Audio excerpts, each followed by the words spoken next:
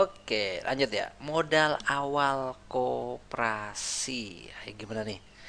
Modal awal koperasi itu adalah sebenarnya cuma dua, ya. Walaupun nanti berikutnya boleh pakai modal-modal yang lain. Modal awalnya itu adalah betul simpanan apa? Simpanan pokok. Nah, dan simpanan wajib. Nah, ya udah gitu doang. Simpanan pokok dan simpanan wajib itu adalah modal, ini modal awal nih. Nah, ini disebut sebagai modal awal. Walaupun modal lanjutannya itu bisa bisa bisa hibah atau bisa modal dari anggota yang lain atau dari dana pinjaman dan sebagainya, itu bisa juga ya, kayak kita seperti usaha gitu ya, itu bisa-bisa aja gitu ya. Tapi modal awalnya adalah cuman simpanan pokok dan simpanan wajib. Ini dia, tereng gitu ya.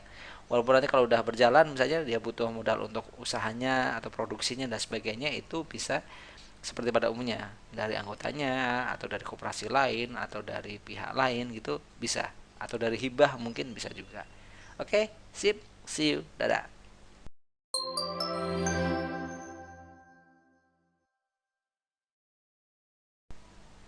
Oke, akta pendirian koperasi baik primer maupun sekunder dibuat oleh siapa? Yuk. Oke, yuk.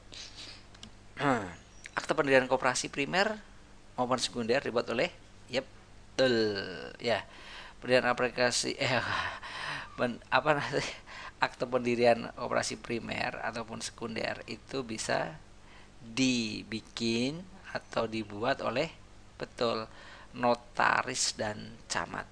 Nah, sebentar, jawab. Jawab. Loh, kok camat bisa? Iya, dia bisa notaris. Bisa notaris, tapi juga bisa camat. Tapi kalau camat harus ada catatannya. Ya kayaknya camat di sekitar daerah situ, misalnya daerah situ nggak ada notarisnya nih, bisa camat ya, tapi ada catatannya.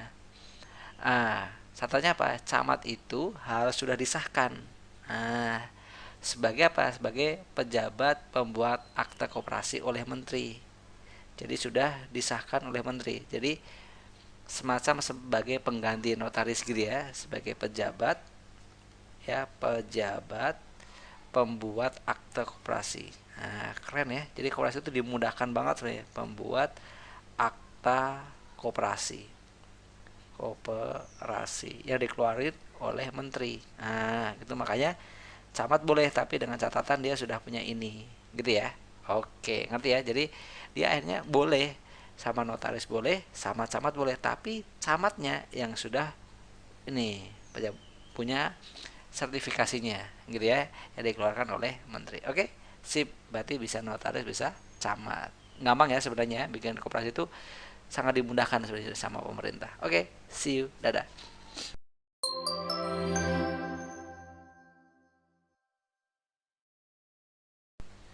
Oke, yuk sini yuk. Akta pendirian koperasi dan akta perubahan anggaran dasarnya atau ADRT-nya gitu ya. Disahkan oleh siapa? Ini koperasi itu memang khusus ya, dia ada kementerian khususnya. Jadi lebih enak gitu ya. Siapa sih yang netapinya, yang ngesahkannya maksudnya?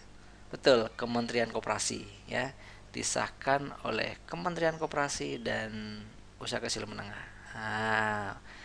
Kementerian Koperasi dan UKM gitu ya. Oke, dan ini dia biasanya paling lambat tuh disahkannya 30 hari sejak tanggal permohonan diterima, diterima di kementerian maksudnya ya. Jika menteri tidak melakukan pengesahan dalam waktu 30 hari sejak tanggal permohonannya tuh, maka pendirian koperasi dianggap sah. Oh, enak ya. Jadi dia uh, maksimal 30 hari. Maksimal 30 hari. Sejak kapan? Sejak aktanya tuh diterima. Sejak akta diterima.